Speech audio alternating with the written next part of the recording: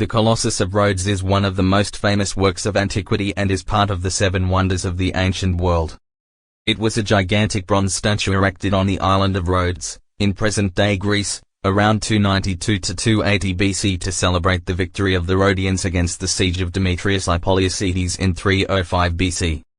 This monumental work not only symbolized the strength and resilience of the inhabitants of Rhodes but also represented a significant milestone in ancient art and technology. The island of Rhodes, located in the Aegean Sea, was an important commercial and cultural center in antiquity. Thanks to its strategic position, Rhodes was at the crossroads of major trade routes connecting Asia Minor, Egypt, and Greece. This privileged location made Rhodes a coveted target for the powers of the time. In 305 BC, Demetrius Ippoliocetes, a general and successor of Alexander the Great, besieged Rhodes with the intent to conquer it. The siege lasted more than a year and involved the use of extraordinarily advanced siege machinery for the time, such as the famous Helios, a gigantic siege tower. However, thanks to the resistance of its inhabitants, the support of nearby Greek cities, and a series of clever military strategies, Rhodes managed to repel the siege. To celebrate this great victory and thank their protective god, Helios, the island's inhabitants decided to erect a colossal statue in his honor. The Colossus of Rhodes was designed by the sculptor Ceres of Lindos, a pupil of the renowned sculptor Lysippos, known for his works of extraordinary proportion and balance. The statue, approximately 33 meters tall, was made entirely of bronze, partly derived from weapons abandoned by the defeated armies. The pedestal, about 15 meters high, was constructed of marble and added to the statue's grandeur, towering over the city's harbor. According to accounts, the Colossus depicted Helios, the sun god, with a crown of solar rays on his head. It is believed that the statue was portrayed in an upright position, with one arm raised or extended, perhaps to greet or bless sailors. Although there are no precise descriptions of the statue's original appearance, some sources suggest it was rich in symbolic details reflecting the cult of Helios and the pride of the Rhodians. Contrary to popular belief, it is unlikely that the Colossus stood astride the two sides of the harbor, as this would have required technologies and materials far beyond the capabilities of the time. More likely, the statue was located on one side of the harbor or on a hill overlooking it, visible from a great distance.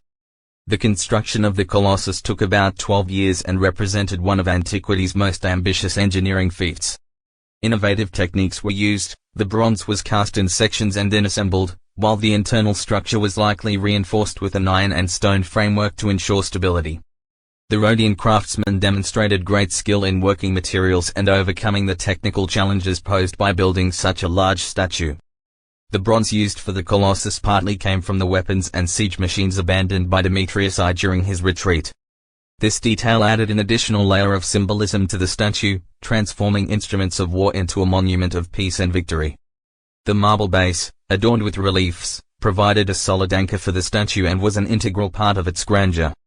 The life of the Colossus was relatively short. In 226 BC, about 54 years after its construction, a strong earthquake struck Rhodes, causing the statue to collapse. It is believed that the internal structure was not sufficiently flexible to withstand seismic stress, leading to the statue breaking at several points. The fragments of the Colossus remained on the ground for centuries, as an oracle had forbidden rebuilding the statue, interpreting the earthquake as a sign of divine disapproval. Even in ruins, the Colossus continued to be admired. According to the historian Pliny the Elder, even its remains were impressive, and many people traveled to see them. The fragments were eventually sold in the 7th century AD to an Arab merchant, who transported them to be melted down and reused. It is said that transporting the fragments required hundreds of camels, a testament to the statue's colossal size. The Colossus of Rhodes has become a symbol of strength, resilience, and human ingenuity. Although it no longer exists, its fame has endured through the centuries thanks to descriptions by ancient historians and writers. Its image is often associated with that of the Statue of Liberty in the United States, considered a symbolic heir of the Colossus for its meaning and grandeur. In recent years, there have been projects and proposals to rebuild the Colossus in Rhodes as a tourist attraction and a tribute to its historical legacy. Some of these proposals envision a modern reconstruction of the statue, equipped with advanced technologies and interactive features, to celebrate not only the island's history but also the progress of contemporary engineering and art. However, these plans have not yet been realized, primarily due to high costs and issues related to preserving historical heritage. The Colossus of Rhodes remains one of the greatest masterpieces of antiquity, not only for its monumental dimensions but also for its cultural and symbolic significance.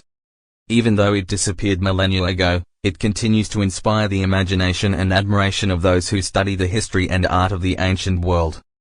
Its memory persists as an emblem of human ambition and the ability to overcome challenges, leaving a legacy far beyond the time of its existence.